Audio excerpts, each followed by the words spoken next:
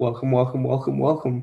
Duck Hey. Duck Hoops episode 5. Finally, we're back after kind of a couple week absence. Yeah, man. I'm sorry for everybody out there. The day of the show last week, I tested positive for the flu, which was lots of fun, let me tell you. But I'm back. I'm doing good.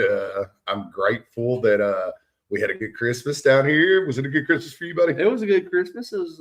Christmas is always good. Yeah. I thought it was a good time. We had family over. We had Nikki's kids over. It was a really good time. We enjoyed sports. We enjoyed hanging out, and now we're back ready to talk some college hoops. Of course, of course. So this week, not a lot of basketball's been played in the past week because it's been finals week for some. It's been just Christmas break for some. So we got a different format tonight. Yeah, man. We're gonna switch it up, and we're gonna talk about conferences. And when I say conferences, I mean all of the conferences. I may or may not have said major conferences yesterday, and then last night he comes up and goes, "Well, do we want to talk about what? What are we going to talk about? Like all the conferences or just the major ones?" And I said, "You know what? Let's talk about all of them. That'd be pretty fun." Well, it's definitely going to be interesting. I did my homework, and we'll see how it turns out. But we're going to give y'all our predictions on how these teams are going to shake out in conference play, which is fixing to fire up. It's going to really start getting hot and heavy, starting in January for the road to March.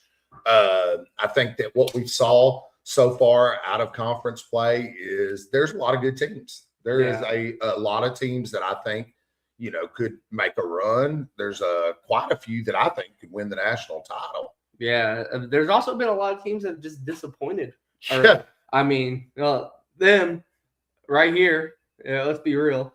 And if we want to be for real, there's a big blue one in the SEC that disappointed a ton of people. Yeah. It's been interesting to see in this modern era of NIL ball. It does seem like a lot of teams have been able to pay their way into having a very good roster, but it also seems like, Duck's obviously alluding to the Kentucky Wildcats, who probably spent more money than anybody, that's not always working out well. But there's a lot of basketball to be played, and it doesn't really matter how you're playing in December or January. It's how you can get into the tournament and then how hot you can get in March. Yeah, I mean, absolutely. It's just when you look at this Kentucky team, what does it take for them to make it into March? Really, does it take them have to go above and beyond? I think they're going to get in. I think I'm looking at the SEC right now as probably a 9-bid conference. So, and anything could change there, but I think they're going to get in. I think yes, they've lost some ball games, but they've been to some really, really talented teams for the most part. I don't fear that they're going to get left out or anything, but it's interesting seeing this modern landscape, just how NIL is changing things, and how, some teams are using it very, very smartly. Others not so much. I feel like the shirt that I'm wearing today kind of proves that.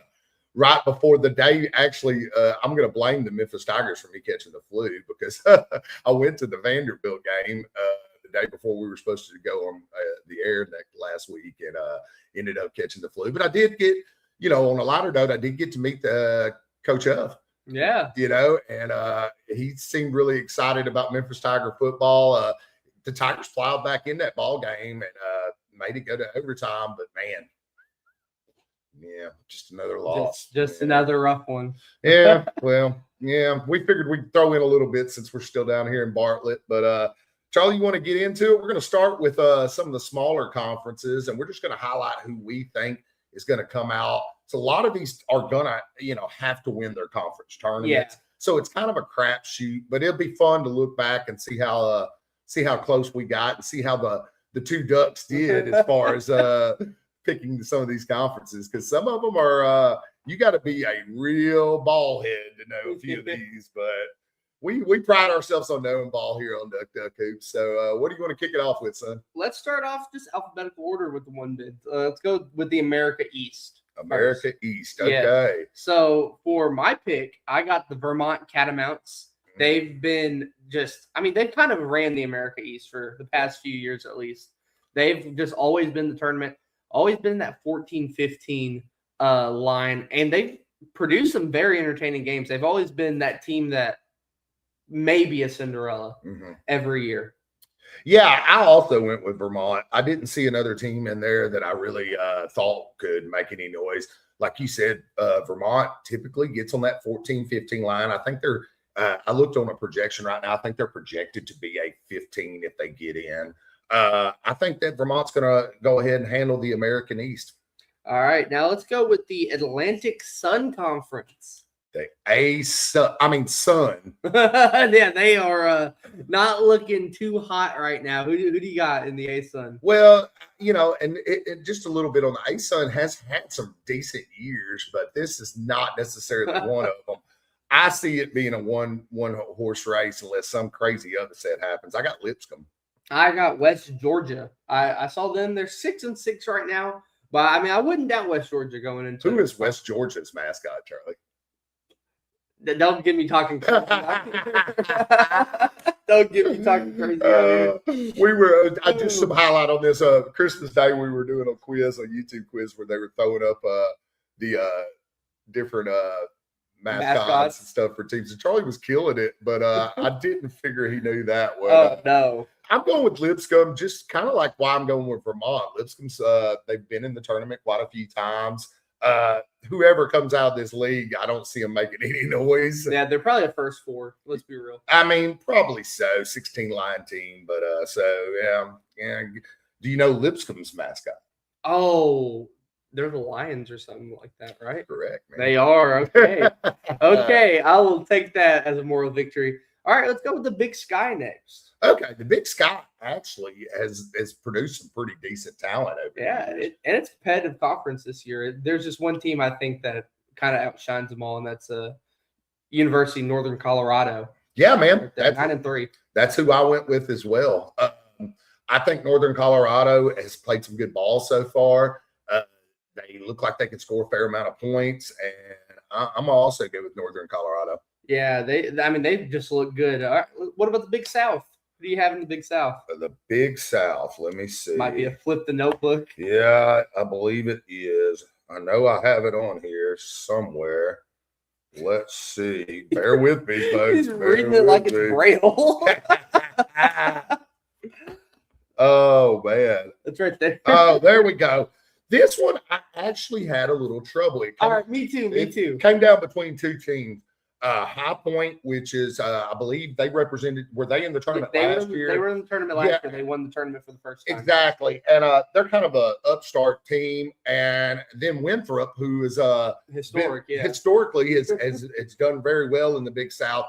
I'm going to go with High Point. I think they're going to ride in again this year. They look like they are playing some pretty good ball. I think it'll be them two in the finals, but give me High Point. I want to ask you a question. Sure. I have High Point as well. Do you know who High Point, one of their former coaches is? I know. Tubby Smith. Smith. Tubby. After he left Memphis, he went to High Point. Really? I did not know that. Yeah.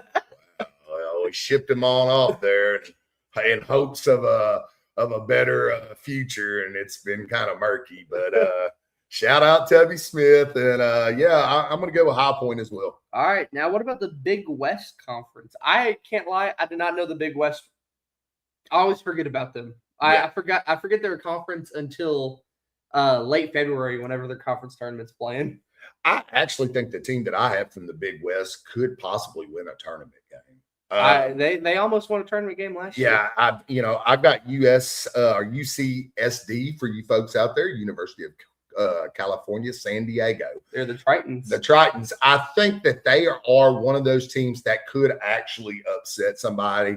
The Big West has got a few other teams that could possibly, get into that tournament. But I'm just curious, did you also have San Diego? I did have UC San Diego. Last year they almost beat Michigan. Mm-hmm. They were just a couple bad fouls away from beating the Wolverines last year. And I mean, look at how that team's changed in just a little bit from being, I think, the 5 line last year to being definite. It's going to be hard for them not to get a 1 or 2. Yeah, I think you're right there, and I think this is one of those teams that might end up on the 13 or 14 line if they have a good year, throughout conference play.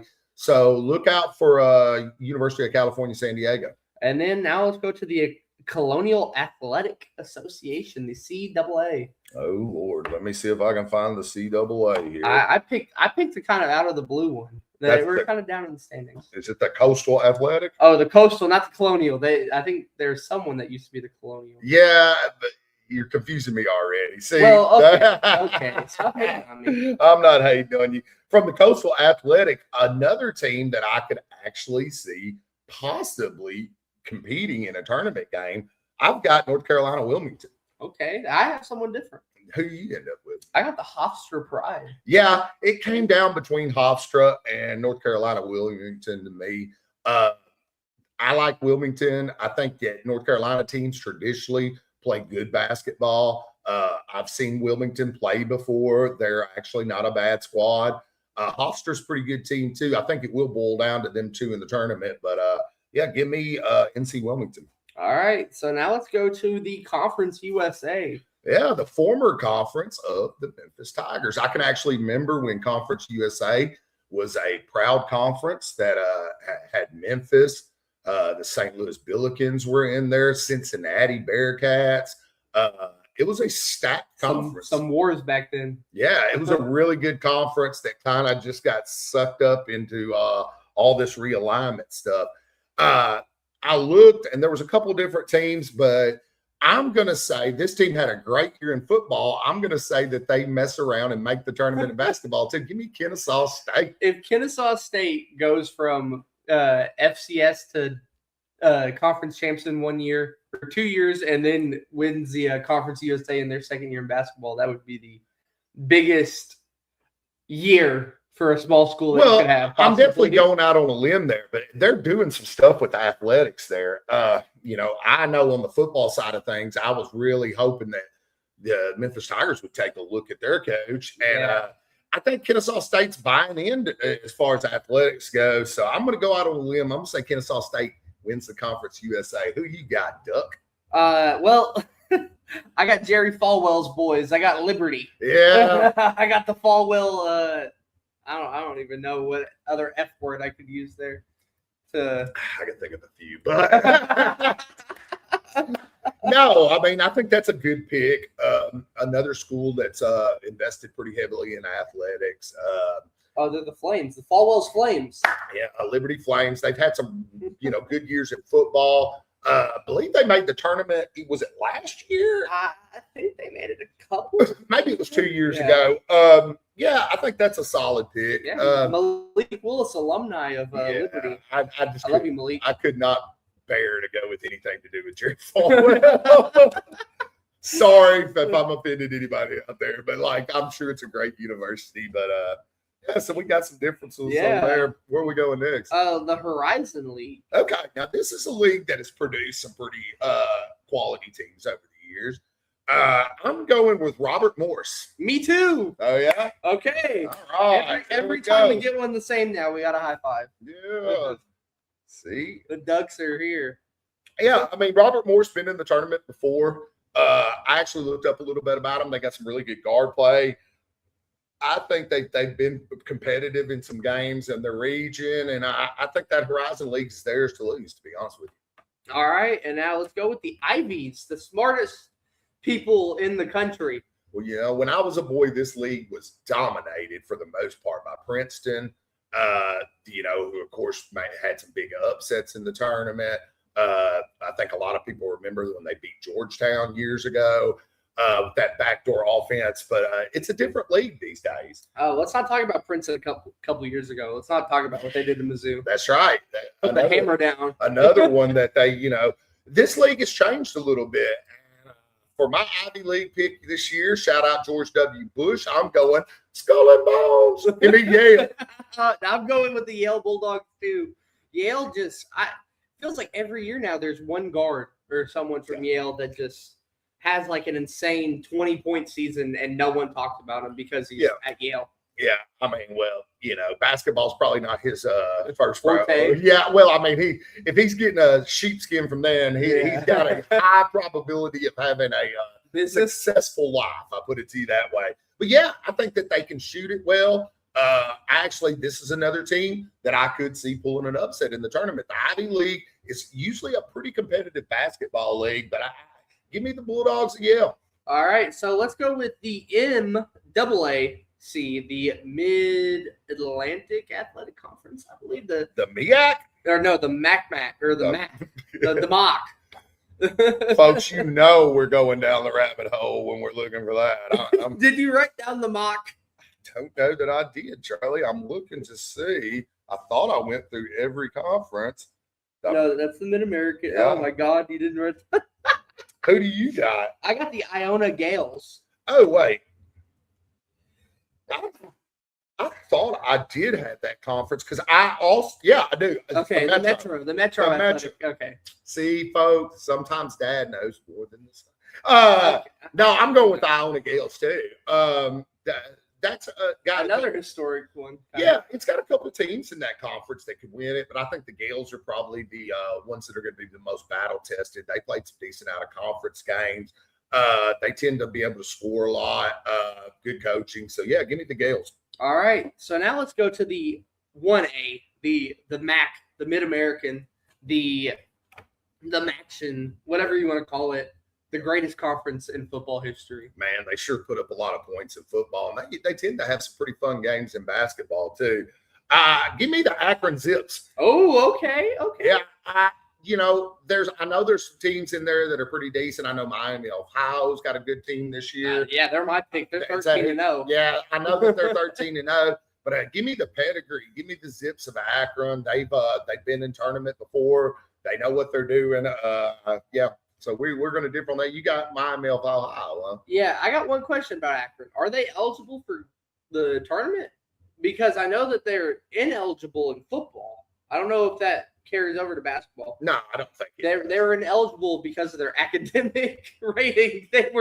I'm not even kidding. The NCAA said you're too dumb to play a bowl game. Yeah, I forgot about that. It may actually. I did not think about that. I don't know if it affects only the football team, if it's like the football scores, or if it's all the athletic scores. Yeah. Well, if it turns out Akron can't get in because they aren't going to class enough, I'll go with Miami of Ohio. But yeah, I think there's a couple teams that could pull off some upsets in that conference. The MAC tends to be pretty wide open in football, but yeah, so it's a real battle in Cleveland whenever it comes down to it. If they've got their grades up, folks, I'm taking the Zips. All right, so now let's go to the MEAC, one of the great conferences that we're going to test this out now. We're going to hope that it works. That I'm going to give a I hope that played. As you can see, Charlie got some new podcast equipment from Pops for Christmas, so look out for sound effects. All right, the MEAC. I got the Howard Bison, because they seem like the only team that wants to play basketball this year in the MEAC. I believe they're the Mid-East. I've got them somewhere. I know I did. Flip it over. I think I saw them. All right, I actually I went against you on that one. I know Howard is the favorite this year, but I've got Norfolk State. Also another team that has been in the tournament before. They've been in the tournament a lot. Yeah, they have. I know just in the little bit of flicking through, I think they've got some good front court players. Yeah. And Howard, I don't know, man. I've never associated Howard with being good in basketball. So, yeah, no dig at Howard whatsoever. Hey, but Howard alumni is going to get you now. I know, right? I'm sure we've got a lot of Howard alumni out there watching. If we do, I apologize. Go Bison. Yeah, give me Norfolk State. All right, let's go with the MVC, the Missouri Valley Conference. I have the Belmont Bruins winning it all. They just, we could say it all we want. Historic team. They have, I believe, the second most wins in the past 7 years. Yeah. Just overall, they can't not win, basically. Yeah. Well, the Missouri Valley is definitely a different conference than it was, a few years ago, but there is one consistent there. Belmont Bulldogs can shoot the three. They defend very well. Vince Gill, who is a big alumni, big country singer, will be in attendance if they make the tournament. Seems like they show them every year. Yeah, I went with you there, man. I think those guys out of Nashville, they know how to play some ball. Give me the Belmont Bulldogs to take the Mo Valley.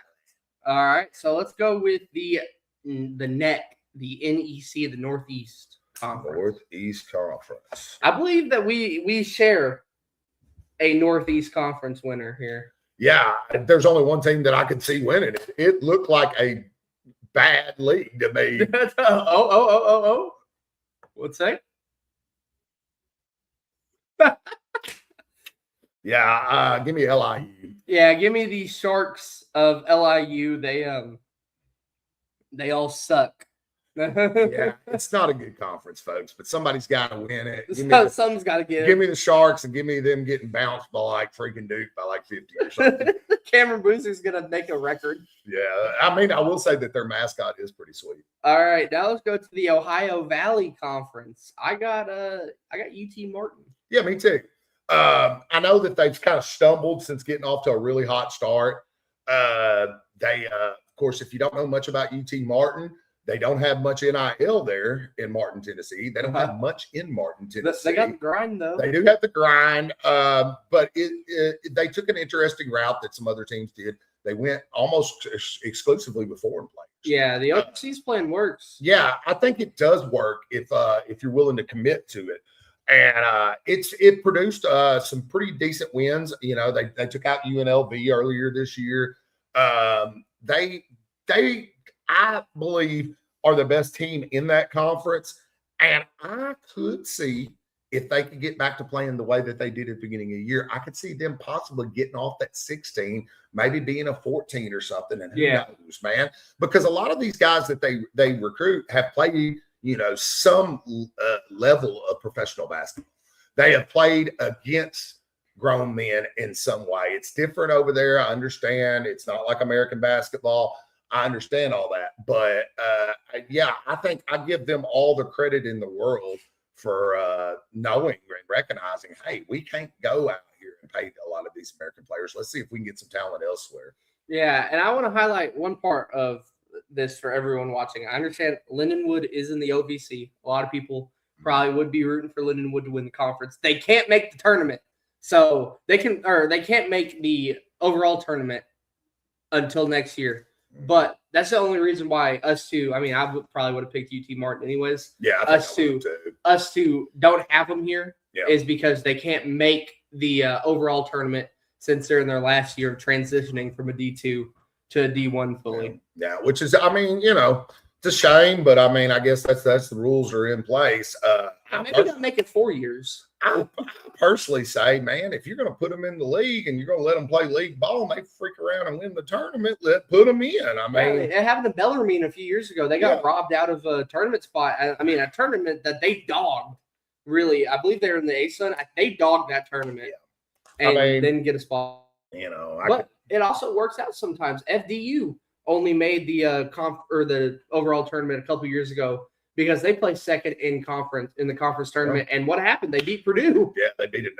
Became the second 16 seed of all time to ever win a ball game in the tournament. So, I mean, I still think Martin's the best team in there. So give me UT Martin. All right, a 10 hut. It's time for the Patriot League. All right. You should have laughed. I thought that was a good one, right? That was a good one, man. Yeah, I'm sorry I missed out on your comedy there. The Patriot League. All right, man, there's only one team that I could possibly pick from the Patriot team. And I've got a little history with this team. Oh, what is it? Colgate. Oh, no. All right, I'll tell you guys a story real quick. So last year, 2 years ago. 2 years ago, that's correct. Opening round of the NCAA tournament was held here in Memphis, one of the regions. Me and Charlie, we decided to go to all 4 games. We actually went to all 6 games that were held over that weekend. But Colgate was one of the teams that were there. And Charlie did a little research on Colgate, and apparently they have a thing called the Colgate wave. Okay, so when you wave at Colgate fans, they're supposed to wave back. It's some sort of courteous, old school college tradition. So Colgate did not end up winning. Oh yeah, they got dogged by like 30. Yeah, they got their butts beat pretty good. But during intermission, because if you've ever been to the tournament, they play 2 games and then there's an intermission. Me and Charlie went down on Bill Street to kind of walk around. Of course, Dad wanted a beer and Charlie wanted to walk around and see all the fans. So we see some Colgate fans. And me, I'm a pretty jovial guy. I was like, oh, it's a tradition. So I waved at every Colgate fan that I saw. I got no waves back. You got a few side eyes. I did. I think people were thinking I was an idiot or something. So then I got to thinking that Charlie was pranking me. But apparently this is. I showed it to him. Yeah. I showed it to him, and then they deleted it. I know it's off their website now because I tried to look for it because I was telling this story a couple weeks ago. Mandela effect or something. I believe they deleted it because he embarrassed himself so bad. Well, I'm telling you something. I'm almost 45 years old. I embarrass myself all the time, and I'm good with that. But if you're out there, if there's any Colgate fans out there, next time wave back. Please. I mean, if nothing else, I actually rooted for your team to pull an upset. Yeah, they played Baylor, didn't they? Yeah, they played Baylor.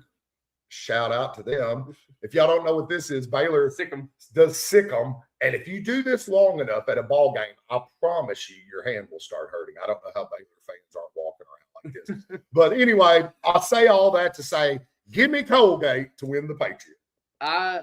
Well, I don't have Colgate. Oh man, no way for you today. I'll tell you that. I have the Naval Academy of the United States of America. Oh wow! Shout out Grandpa Charlie. The Navy, they can do it on the water. They can do it on the hardwood. It doesn't matter to them. They can do it anywhere. They can do it on the gridiron. When is the last time a service academy has been in the tournament? Now let's look that up. I'm going to take it. I have no clue, but I'm thinking it was Air Force.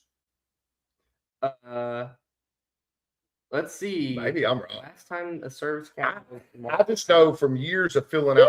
Oh, wait. That says last time they made a deep run. Yeah, no. I'm just asking when did the last time they get into the tournament? It's not showing when the last time they folks, if you're out there watching, 86 Army or 86 Navy was the greatest service academy basketball team, but that's not the last time. Only thing I really know about service academy basketball is I know Bobby Knight used to coach Army, and I know Coach K, I believe, was a player for Bobby Knight or the assistant coach or something. I know there's something like that. Yeah, there's a connection there. But yeah, man, going out on the limb, man. Yeah, I saw them and I was like, you know what? Let's do it. Well, that would be interesting to see. That's for sure. That'd be shout out Grandpa Charlie, shout out Uncle Gene, RIP both of you guys. Go Navy. Beat Army. Let's go. I just looked up. Army has never made a tournament at all. Wow. They've only won one title, and that was pre-tournament. Yeah. I mean, you don't, when you think of service academies, you definitely think of option football, but you don't think of excellence in basketball. We'll have to look back at the tournament. If Charlie's naval pick gets in, that's a big one. Okay. The last time Navy made it was 1998. They had a run in the 90s, 94, 97, 98. Wow. They made the tournament. They made the Elite Eight in 86. Wow. So, I mean, yeah, it sounds like 5 years old then. But, doesn't count. No, I mean, it counts. But, that's interesting. Yeah. I don't know. You're going with the Navy. I'm going with the Wave. All right. So, now let's go to the SoCon, the Southern Conference. The Southern Conference? Or the Southland Conference. The Southern. About 100 years ago, the Southern would be the greatest basketball conference of all time. Is that a fact? Well, they have all the SEC schools. Yeah. Back then, they had Bama and all the pals of the SEC. Then they fumbled majorly. Hey, you want to go first? I got Eastern Tennessee State. Wow. ETSU. going out on a limb there. I think they're the top of the conference right now. I don't know if that's ETSU. I don't know if that's going out on a limb. I live in Tennessee, and no one talks about ETSU. I mean, I'm going with one that's another pedigree. Give me Furman. Furman? I was gonna go with Furman. Okay, I was gonna go with Furman, and then I was like, wait a minute. I want to go ETSU. they look pretty fun. I'll be the first to admit, don't know a whole lot about that conference. I just know that Furman has produced a couple tournament teams before, and I'm gonna roll with Furman. All right, now let's go to the Southland or the Solent or whatever, the SoCon. The Southland? Yeah, SoCon Junior, the Southland. When I see Southland Conference, makes me think of Southland back home. Oh no! Think about R3 days dropping like 30 something on them or whatever. Southland Rebels. Yeah. I actually think this is another league that has, this team's been good before that I picked. They've, made. I think they won a game in the tournament not too long ago. I'm going with McNeese. Yes, I went with McNeese too. They beat Clemson last year. That's right. They lost Coach Will Wade to NC State, and they really haven't lost a beat. I mean, they've lost a few players too, just in the portal. Sincere Parker went to Memphis, of course. And that's right. Will Wade brought a lot of guys from McNeese's team last year to NC State, but it hasn't changed. I think they're 10-3 right now. Yeah, they are. And I didn't see another team in there that I thought would really even challenge them, to be honest with you. I think McNeese could end up on the 13 line, something like that. That's where they were last year when they beat Clemson. They're probably not quite as good. They lost a really good coach, but give me McNeese. All right, let's go to the SWAC. I'm just gonna pre-roll the noise here. Mm-hmm. Because this is the worst conference in basketball. By far. I love SWAC basketball because it is silly, right? But Mississippi Valley State, the Delta Devils, they're cool. They have one win. Yeah. They have 4 1-win teams right now, this conference. That probably the bottom 5 in KenPom in the net. Yeah. Or SWAC teams. Yeah, there was a couple that I thought about throwing out there. Alabama State was one of them. They've got a connection with Penny Hardaway and Memphis. I decided to go with Alabama A&M. Me too. You know what their mascot is? I don't. The Bulldogs. Okay, well, go Bulldogs. It's not a very competitive conference. I'm almost for sure whoever wins it's going to be in the first 4. Oh, they're always in the first 4. I don't know what you're talking about. Yeah, them and the MEAC always play each other. Yeah. It feels a little crazy that both the HBCU conferences have to play each other. I actually think Alabama A&M could be one of those teams. I've seen it happen before. Get in with possibly a losing record. It's not going to be pretty for whoever they have to end up playing is going to kill them. But yeah, give me Bama A&M. All right, let's go to the Summit League now. The little northwest corner. This one was a little tricky for me. I went back and forth on a couple teams, but I'm going to go with a team that has had some history with some good big men and played well. Give me North Dakota State to win the Summit. Ooh, North Dakota State. I like the idea of North Dakota State. I'm going with a team that is eligible for the first time this year. The St. Thomas, Minnesota. The mighty St. Thomas, Minnesota. I believe I'm looking right now. They're the Tommies. Okay. The St. Thomas Tommies. They almost won the Summit last year. They played Omaha, I believe, in the finals. Omaha won that. Of course, it wouldn't have mattered. Omaha made it basically anyways. Yeah. But St. Thomas is just a really, really good team. Like, they are scary. Mm-hmm. They could be a team that's on either the 14 or the 15 line that makes some noise. Maybe not win one game, but still have a very close one against a team that kind of struggles their way to that 2. The teams that are really good and then they kind of tumble but still get that 2 line. Sure. Yeah, absolutely. Come in back, kind of maybe on the 1 and backpedal a little bit or get a little too big for the britches, as my granny used to say. It's an interesting take. Yeah, I didn't know much about St. Thomas, not going to lie. The Tommies have not been on my radar, so give me North Dakota State. All right. So the Sun Belt, the Fun Belt, the whatever belt, what you want to call it. There's a lot of names I could call it. Who do you have winning the Sun Belt Conference? This one's an easy one for me. Wow. They took USC to overtime. Oh, yeah. They actually have a couple decent victories. Give me Troy. I like Troy to win the Fun Belt. I didn't go with Troy. Ooh.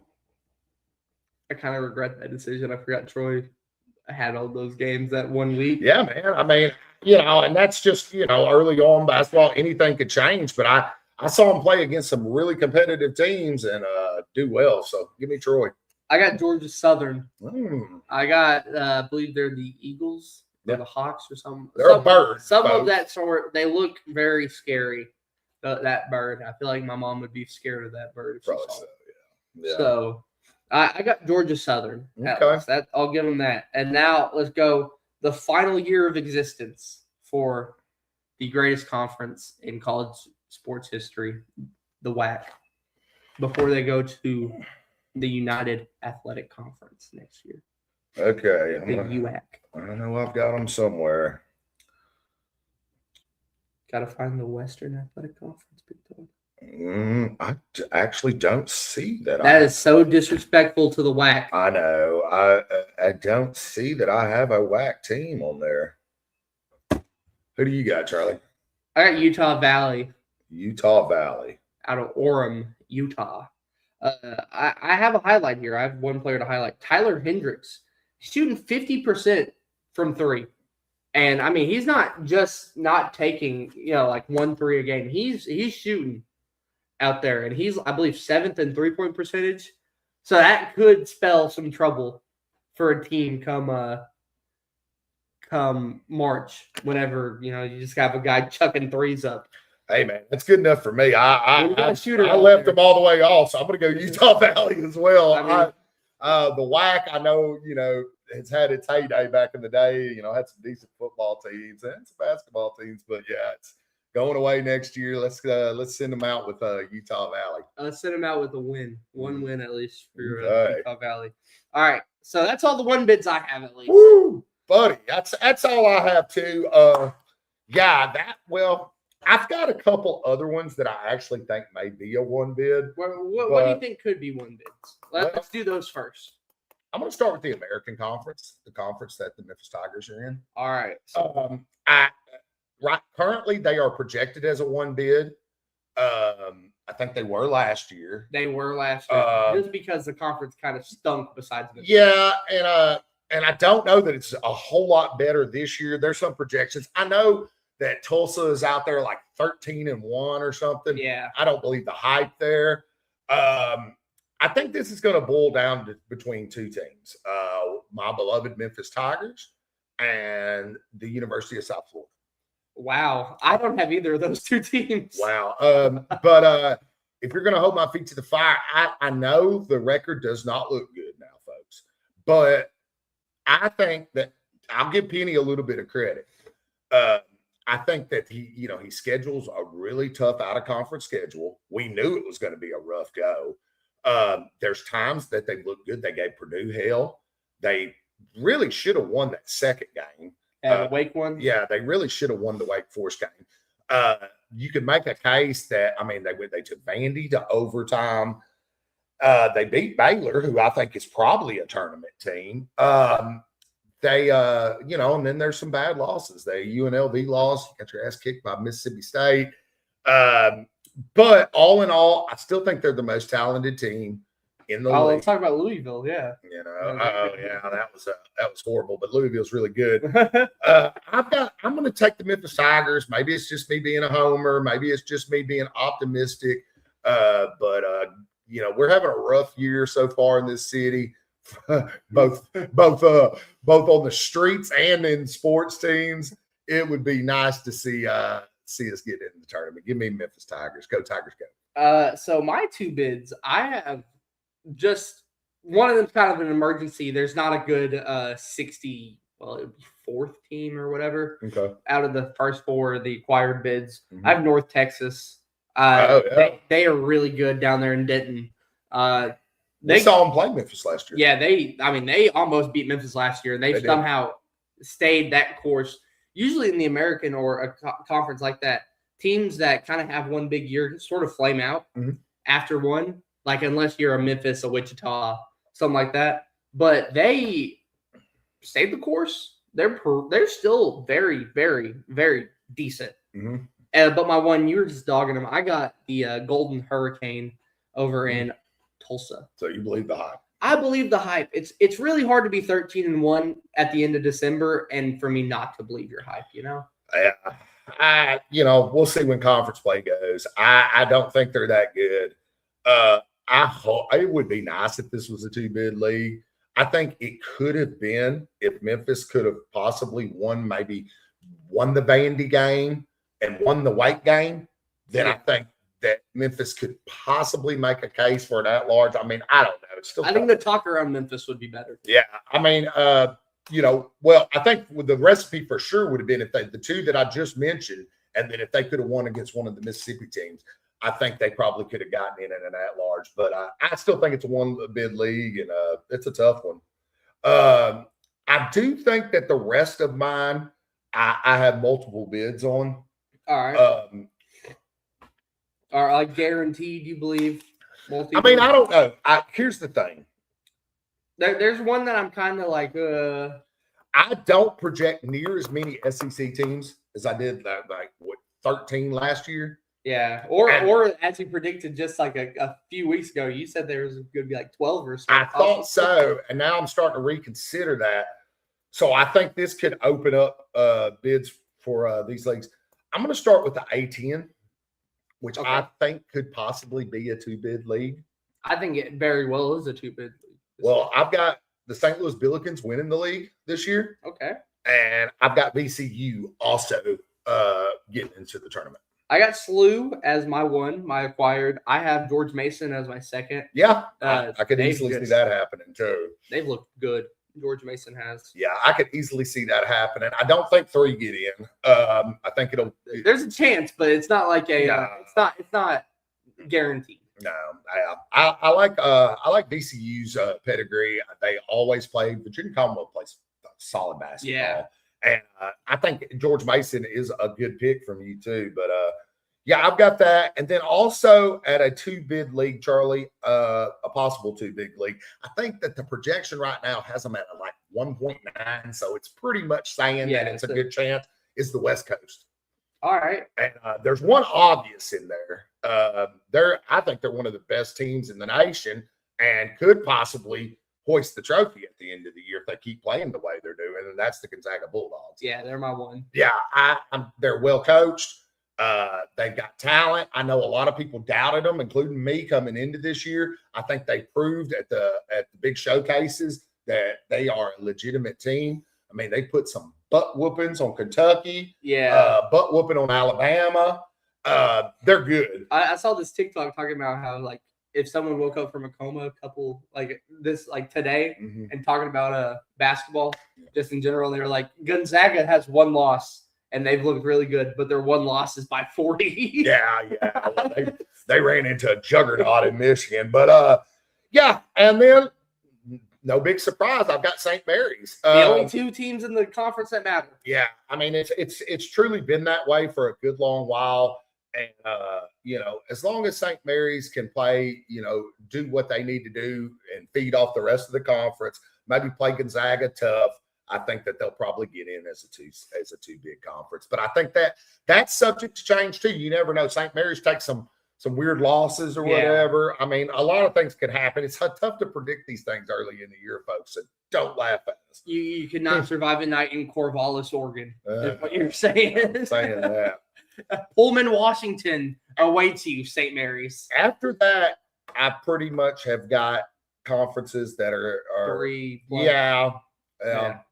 That's what I have too. We're down to our final 6. Okay. You want to go to the Mountain West? Let's go with the Mountain West. All right. I'm going to go from 3 to 1. Okay. So you're like me. You think it's possible 3-bid. Oh, I think it's 3-4.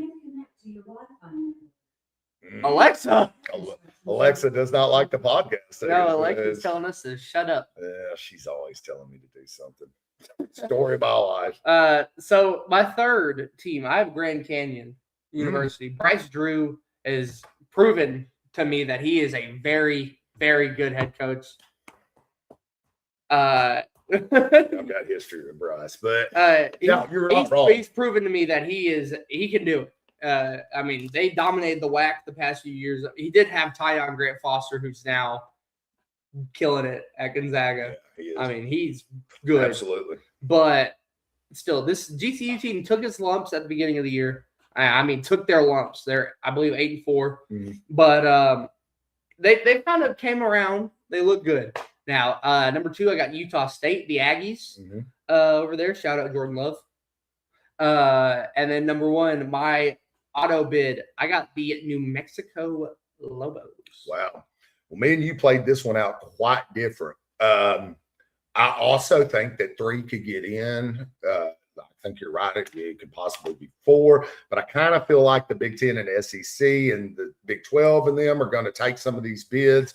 But these are the 3 that I see that could compete and really get a shot at 3. I got San Diego State. Okay. Yeah, they've had a kind of a rough start in some ways, but they're a competitive team. I think that they're well coached. At 2, I've got Boise State. I think that they could end up winning the conference, to be honest with you. After coming off of a quad 5 loss? I know. That's going to hurt them terribly. That Hawaii Pacific game might kill them. It very well might. And I might be wrong about doing this because I thought about Grand Canyon as well. And then I've got Utah State. I think they're the best team in the conference. I really do. They're a good squad. I believe Memphis plays them actually later on this year. It's like one of the games in conference play that they play, weird one. They play out of conference, so it'd be kind of interesting. Is Sprinkle still coaching at Utah State? I think so. Yeah, Big Sprinkle. Yeah, and that's my 3 for the Mountain West. All right, let's go to the Big East and save the Big 4 for the last. So the Big East, number 3, I got Coach McDermott over in Nebraska. I got Creighton as my number 3. If we want to talk about a team that took their lumps, they took their lumps, especially in the players era. But they've came back 8-4 right now, and I think they're second in conference. Obviously, they've only played 2 conference games, but still, they looked very, very, very. It's fine. Yeah, they're not sounding the alarm. I'm not sounding the alarm anymore. I think that they've kind of went past their lumps. They still don't know really what to do without Ryan Kalkbrenner being there, which, I mean, obviously I don't think I'd know what to do after I've had a player for like 3-4 years and he's just gone. Yeah. I don't know how I'd be able to develop for a second. So who's your number 3 in the Big East? All right. So first of all, I think right now they're projected as a 4 to 5 bid league. But we decided for time purposes that we were just going to go on our 3 and maybe highlight some other teams. I don't think that Creighton is a bad pick. I think that they probably will be a tournament team. But at my number 3, I've got Villanova. Oh, I got them at my number 2. Yeah, I like Villanova. I think that they're starting to bounce back. Had a little rough spell after Coach Wright left. They've been competitive in some tough ball games. At my 2, I've got St. John.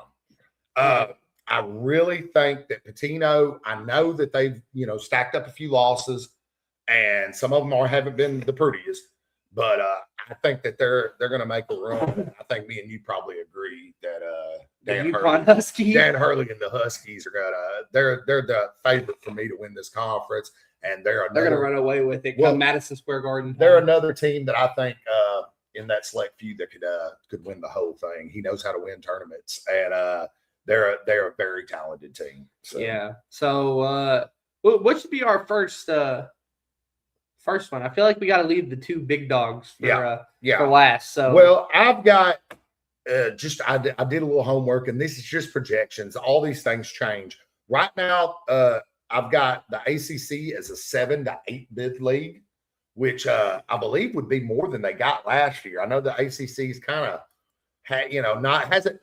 The ACC, folks, 5, 6, 7 years ago was what we talk about the Big Ten and the SEC. Yeah, it was the Blue Bloods. They've took their lumps. They have, but I've got them as a 7 to 8 bid league. So let's go there. And at my number 3, I've got the University of North Carolina Tar Heels. Okay. Coach Brown has done a pretty damn good job with this team so far. I know he's a polarizing figure. A lot of people think he's a great coach. A lot of people think he's garbage. He was a hot seat contender. He would. He's been multiple times. And a lot of people think, they're a legit true blue blood. So it's tough there. When things aren't going well, people are going to ask for your job. But he's been able to fight it out through the non-conference pretty well. So I got the Tar Heels at 3.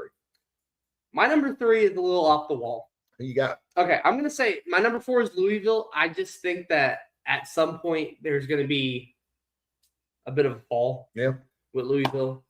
I told you they were going to take a loss in Tennessee. Yeah, my number 3. It's Bear territory. Wow. 12-1. Mark Madsen and the Cal Golden Bears. They have looked really good. They've looked really good. They beat UCLA in LA. I mean, they're the most not talked about team because they only play at 11. Basically, they are good. That is true. It is tough. Those West Coast games, but that is definitely going out on a limb, my friend. At 2, I've got Louisville. I know they took a loss to Tennessee, and I understand what you're saying. That they're not going to shoot the ball every night like they did against Memphis or like they did against Kentucky. But the nights that they do, they're as good as anybody. And that roster is really talented. I think that they're going to be able to muster up enough to come up with a second place finish.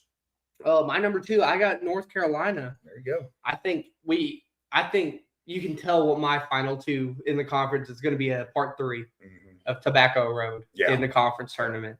I think that they've just looked so impressive. I was a doubter on them at the beginning of the year. I thought Coach Davis was gone by February, maybe, looking at the schedule and just looking at how the roster was designed. But, I mean, that Kansas game started it all, really, with UNC.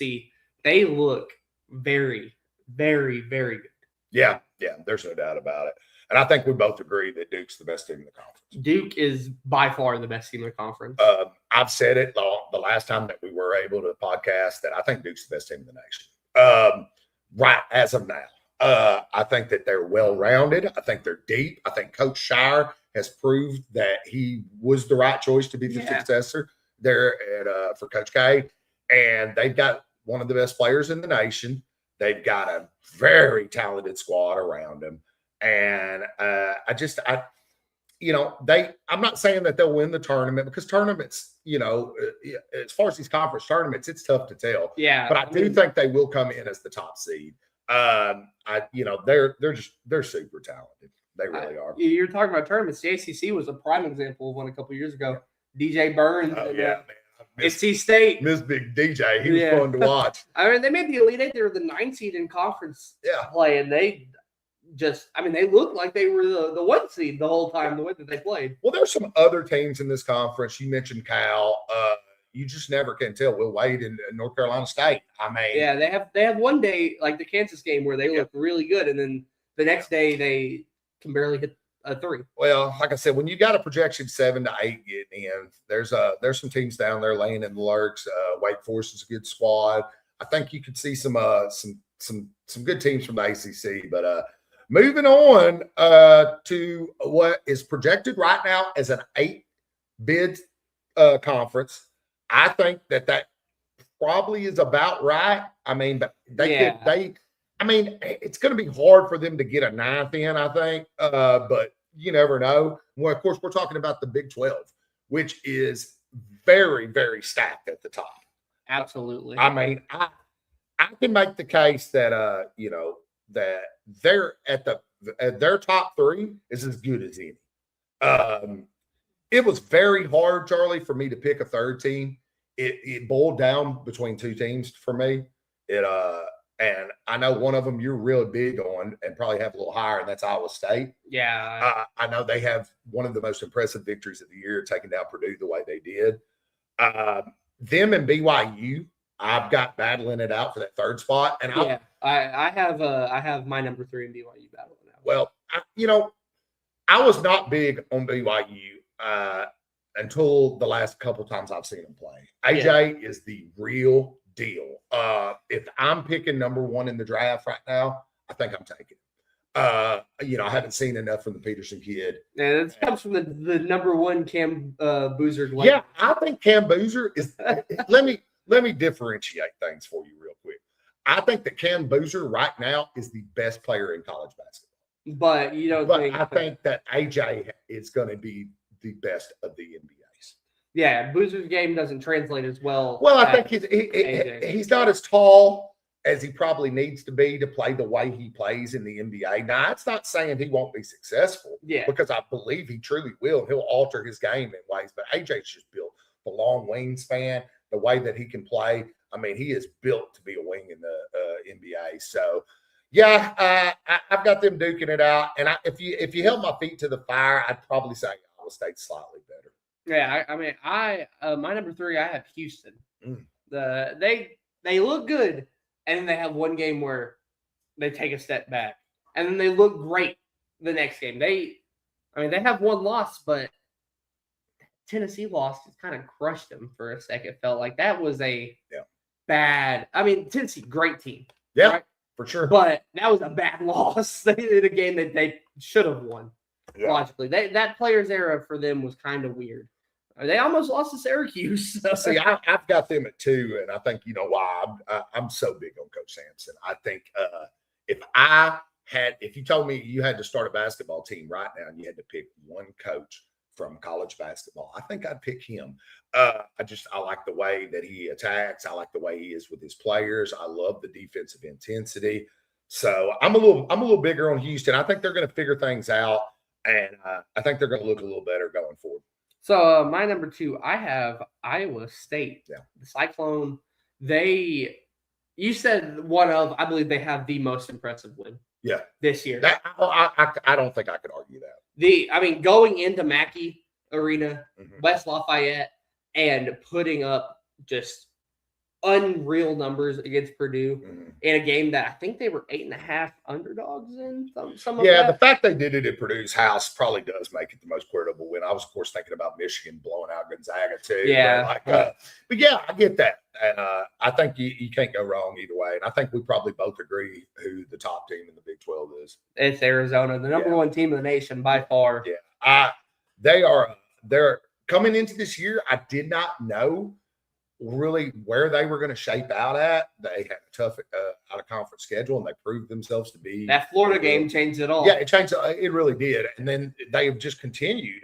Koa Pete is definitely up there with one of the best players. I think he's also going to be a great NBA player. But he's got a great family of athletes. He does. And this is a conference where I do think that there's going to be. You're going to hear some noise from Kansas. They're not going to be down and out. Texas Tech is a very good squad. There's a lot of weird ones. I'm looking at the Big 12 standings right now. Yeah. Right? Oklahoma State, UCF, they're 11-1. Colorado's 10-2. Baylor's 9-2. TCU's 9-3 as well. There's a lot of weird fluctuation. Yeah, I think it's a pretty good conference. It's a little top heavy, but I do think that there are some teams down on the bottom, and I think they'll get in close to 8. All right, Charlie, here's for the main event. All right, let's start Big 10. Yeah, this is interesting. The projections right now have them as a 10-bid conference. I think that could fluctuate anywhere. I don't think they're going to get less than 9 in. I'll put it to you that way. I think that with balls falling the right way and some teams pulling some upsets, they could possibly get 12 in. It's a pretty tough conference from top to bottom. And at my 3 slot, I've got Michigan State Spartans. I like Tom Izzo a lot. He is. I think this team is proving that they can shoot the ball a little better than most Coach Izzo teams. I think they proved that earlier in the year against Kentucky. Yeah. I think that I'm in college basketball, unlike the NBA, I'm so big on coaches. And he knows how to coach ball. And when it gets into close ball games, he's going to get the right personnel in there. He's going to call the right sets. They play tough. So I've got Michigan State at my 3. All right. My number 3 is this reactionary from the first couple conference games and how they kind of just, team-wise beat Illinois and then beat Creighton as well, maybe. I got the Cornhuskers. Yeah. Nebraska, right now, the number 13 team in the nation, and I only see them going up. They are 12-0, and they have just looked they've looked good. That's all. That's what I'll say. They've looked good. Yeah. Back to when we went to March Madness a couple years ago, their fans are rabid. Going and playing in Nebraska, it's not an easy place to go get a victory. No. So the teams that have to go there this year, that's going to be a tough environment. I agree with you. I'm piecing them in there too. I think that's a good solid pick. And 2, I've got Purdue. I've got the Boilermakers. Okay. And I went back and forth on this. I know on the podcast earlier this year, I thought even after the Purdue loss, I thought just looking at their schedule, the way it worked out, that they might win the Big Ten. I think it's going to be tough. I definitely think that they're a lot better than that loss, and they've proven that since. Yeah. And I think that that loss might actually be the best thing for Coach Painter and his team. They're pretty talented. Give me Purdue at 2. I'm going to do a live switch because I look at mine and I kind of regret my Big Ten standings. My number 2 is going to be Michigan State. Okay. All that you said was how I was going to word it. They can shoot the 3 very well. They have probably a top 2, maybe top 1 coach currently in Izzo. I don't know. Would we put Izzo at 1 or Shire at 1 or Sampson at 1? Like it's kind of it's a weird top 3. I'd take Sampson, but that's just me.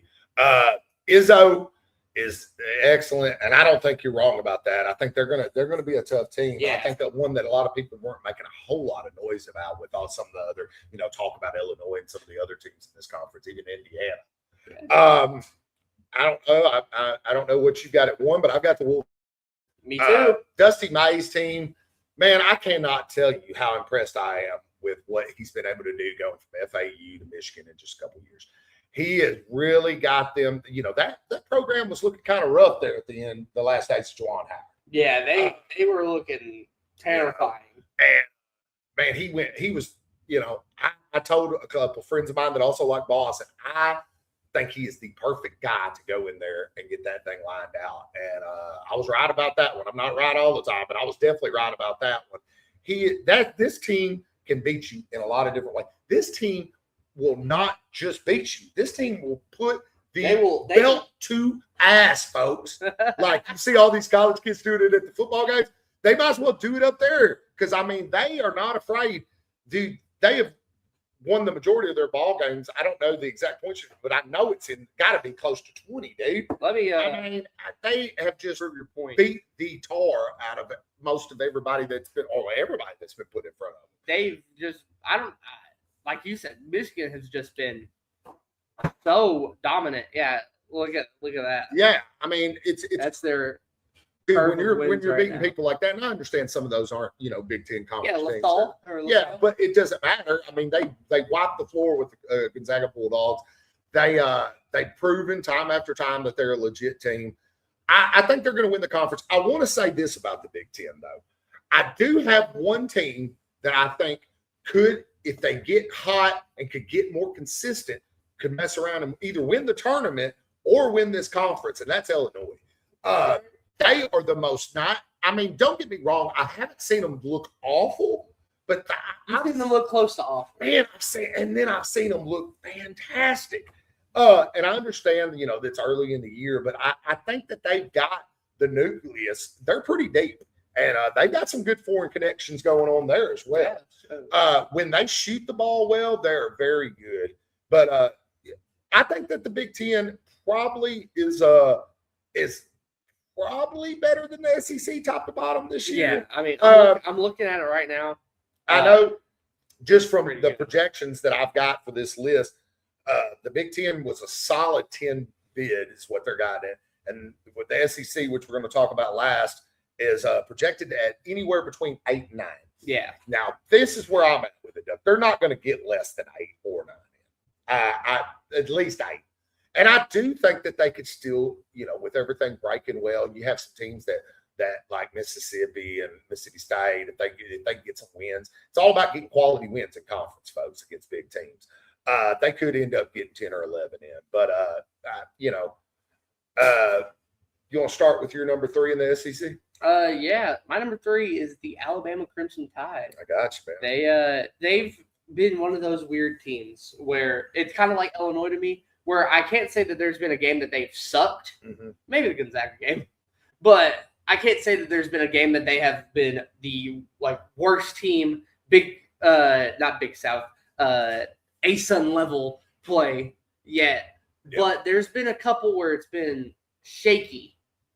I agree. But then they have a game where LeBaron Philon and boys just hang 90 on you in like a flash, and you don't know what to say.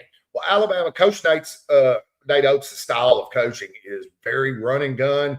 They shoot a ton of threes, and when those threes fall, man, it's great. But when they don't, you can end up getting beat, by 30, 40 points some nights. I'm not saying that's going to happen a lot, but I'm thinking about what Gonzaga did to them, and I just feel like they are a night-to-night team. But if they can consistently start to hit those, and they can run the floor as good as anybody, man. At my number 3, I've got the University of Tennessee Volunteers. And I'm not a fan of Rick Barnes. I'm not a fan of UT. As you see, I'm sporting the Memphis stuff here.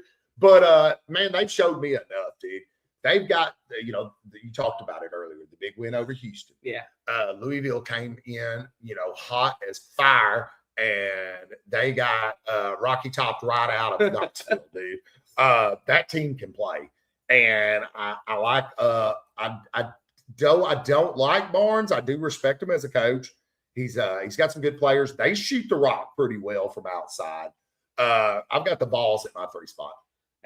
So my number 2, I feel like I'm going against the grain here a little bit. Mm-hmm. I got the only undefeated team left in the SEC. Yeah. I got the Commodores.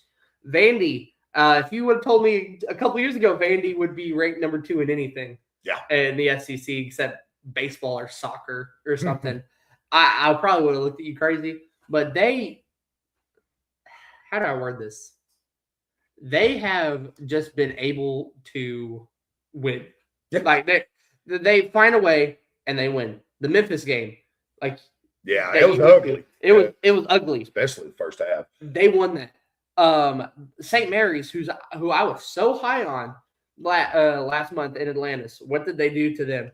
It was a close one, and then they hung a bunch, 196-71, beat VCU.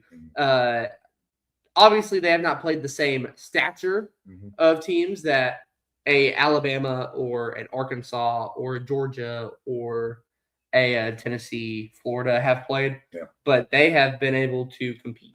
Yeah, I think they're a tournament team for sure.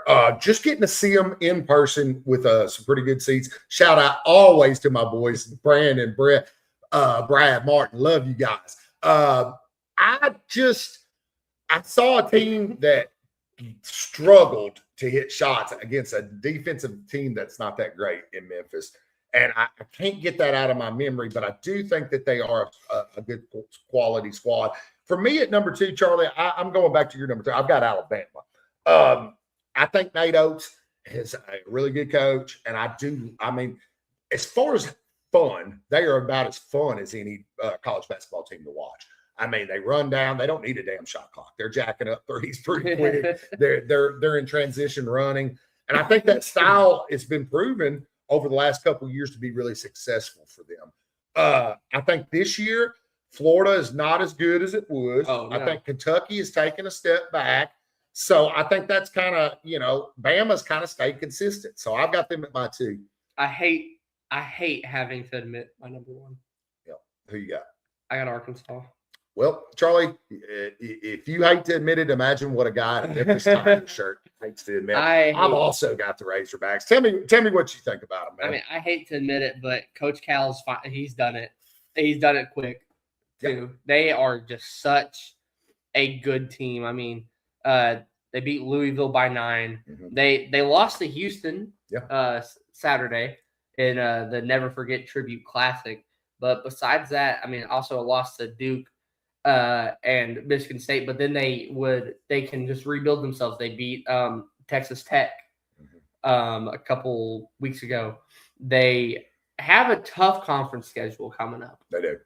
Right? They open against Tennessee. Their first road game is at the Pavilion in Oxford. That's an environment, I guess. It's an environment, sure.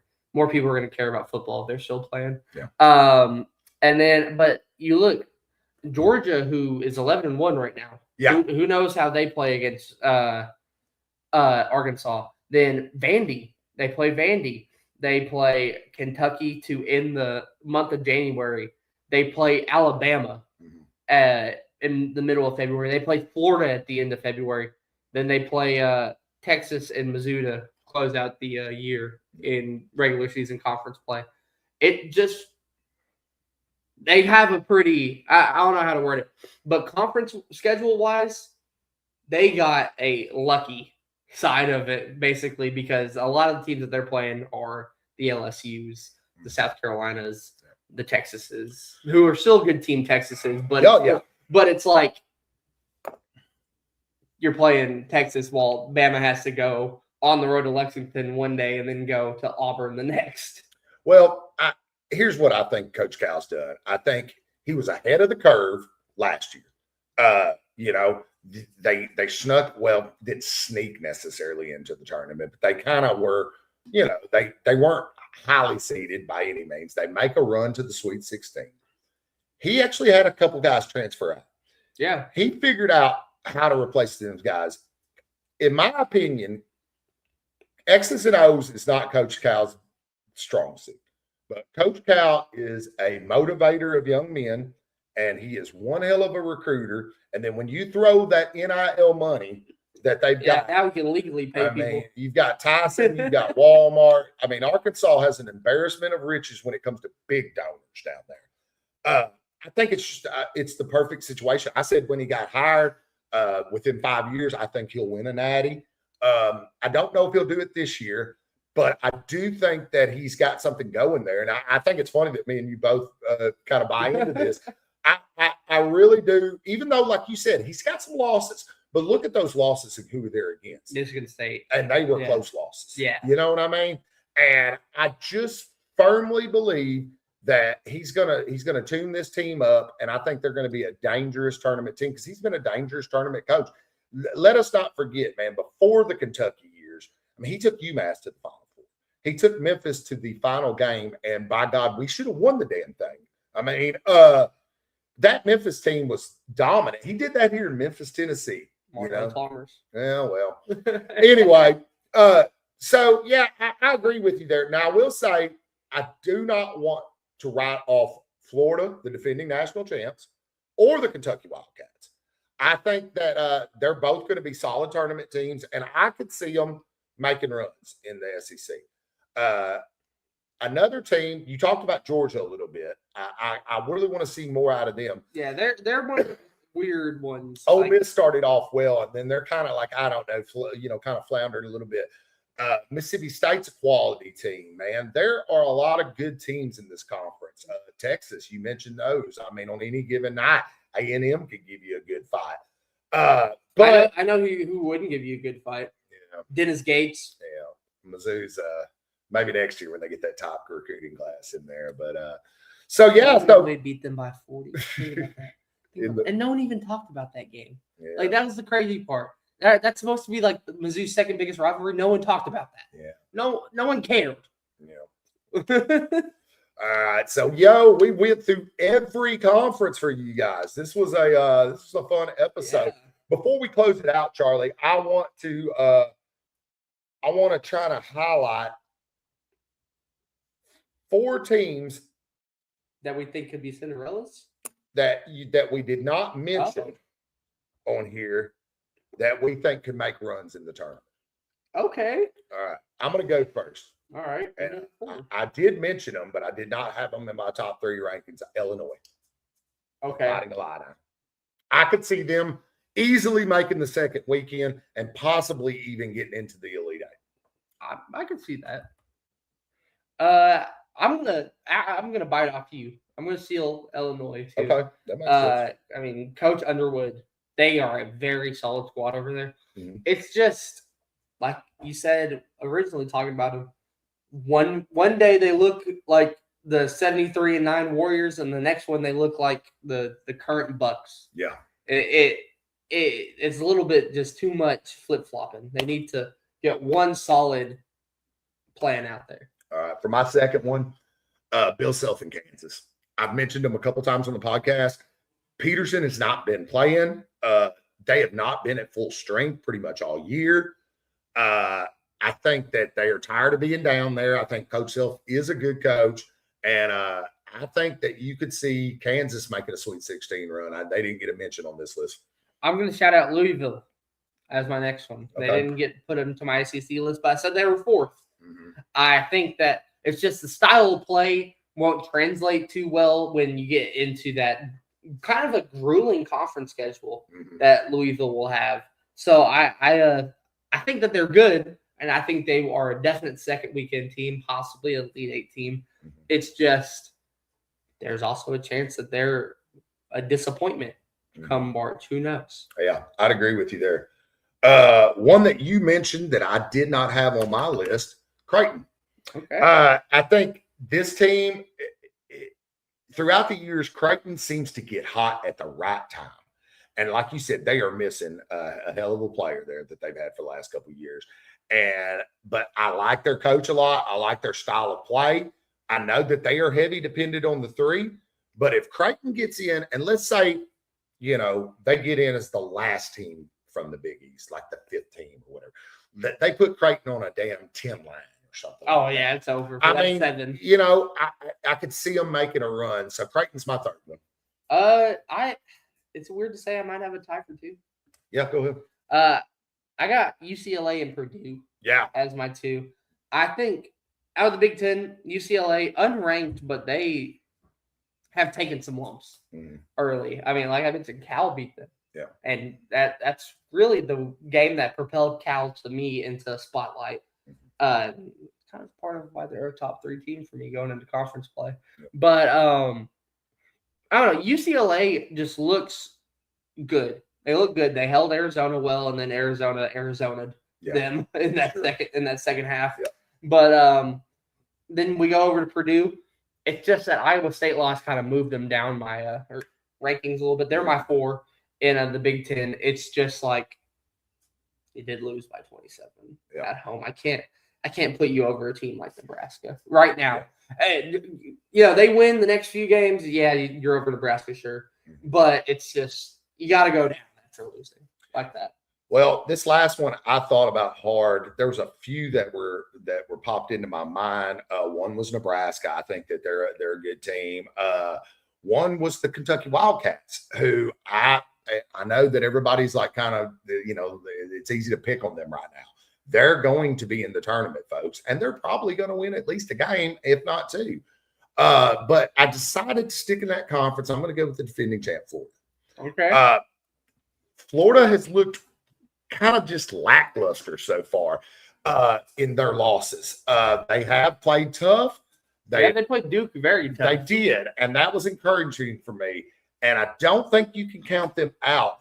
I think they have a SEC schedule where they could benefit from being maybe a 3 or a 4 seed this year instead of being up on that top line. Yeah. Kind of sneak in, I always tell people that 4 spot's not a bad spot to be in. Yeah. You may draw the number 1 team in your deal in the Sweet 16, but if you're a 4, you're probably pretty damn good yourself. You get the 13, to start things off. I like Florida to possibly come back and make some noise. Yeah, and I'm going to just throw out one other noise here for my team. This team I have as a lock to make the second weekend. They are they're a lock. Shut it down. And that is Tennessee. I didn't mention them. They're probably my 4 or my 5 in the SEC right now. Coach Barnes has just made them look very, very good this year. They are a team that has lost players the past couple of years and somehow still stayed the course and gotten even better sometimes. I mean, they lost Connect a couple of years ago, and then Zakai Ziegler last year stepped up. They lose Ziegler this year, and everyone's stepping up. And it feels like it's interesting to see how they've changed as a team just to suit a new style of basketball every year. Yeah, I couldn't agree with you more. Yeah. All right, folks. Well, we've kept you long enough. Thanks for indulging us. Thanks for sticking with us after I missed last week. We'll be back, Sometime. We'll let you know on Facebook. With the holidays, everything's so crazy. Nobody even knows what damn day it is. Just want to say, I hope everyone out there had a Merry Christmas. I hope everyone has a safe New Year's. Please be careful out there. A lot of people that don't normally drink get out on New Year's. That's why they call it amateur night. Make sure that if you're going to get out, that you've got a ride set up, and go Ole Miss. Let's win a damn natty. And watch Raiders Giants today. That's my final message. Watch Raiders Giants. It's on CBS. Trust me. So for Matt right here, for my dad, for me, Charlie, that has been another episode of Duck Duck Hoops. Thank you all for watching. Thank you all for supporting. Thank you all for subscribing. We just reached 10K last week. Woo! So thank you all. We'll see you sometime either next week or a week and a half.